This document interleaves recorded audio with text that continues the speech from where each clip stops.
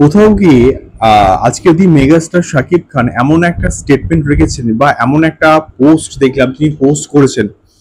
সেই পার্টিকুলার পোস্টটা দেখার পর আমি সত্যি বলতে অবাক হচ্ছি যে কোথাও গিয়ে ইউএসএ তে তার ফ্যান ফলোয়িং কতটা রয়েছে। বায়োস্কোপ ফিল্মস যেভাবে ইউএসএ তে তাণ্ডবকে মুক্তি দেবে সেটা জাস্ট সত্যি বলতে নেক্সট লেভেলের এবং অবিশ্বাস্য।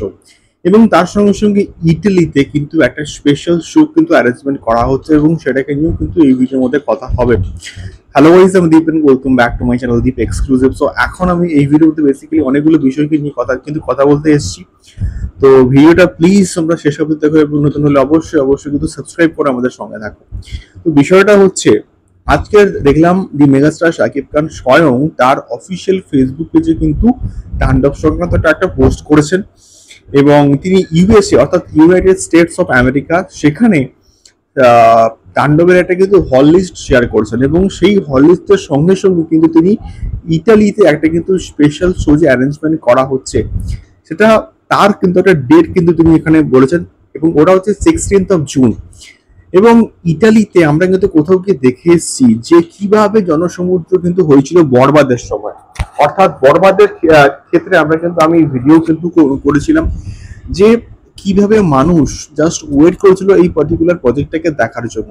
তো সেক্ষেত্রে এবং আমি তাণ্ডবের ক্ষেত্রে এটাও চাইবো যে তাণ্ডবের ক্ষেত্রেও যেন সেই লেভেলে ক্রেজটা তৈরি হয় এবং অডিয়েন্সের মধ্যে থাকে, যাতে করে তাণ্ডব ইতালি থেকে অ্যাটলিস্ট মারাত্মক রকমের একটা বক্স অফিস কালেকশন কিন্তু কোথাও গিয়ে যেন করতে পারে।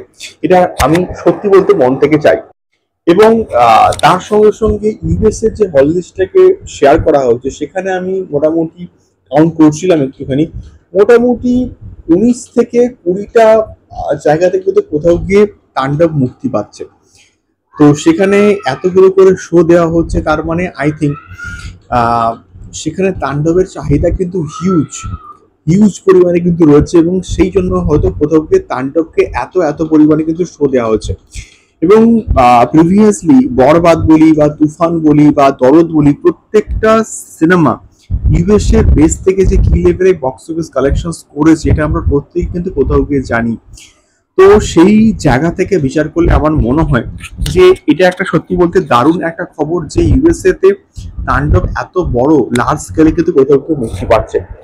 তো এটাই ছিল বেসিক্যালি খবর। এবং তার সঙ্গে সঙ্গে স্টার সিনেপ্লেক্সের বিভিন্ন ব্রাঞ্চ আজকে কিন্তু মোটামুটি হাউসফুল যাচ্ছে এবং ওয়ার্কিং ডে থাকা সত্ত্বেও দেখা যাক কি রেসপন্স আসে। তোমাদের কি মতামত অবশ্যই কমেন্ট করতে পারো। দেখা হচ্ছে পরবর্তী ভিডিওতে। টাটা।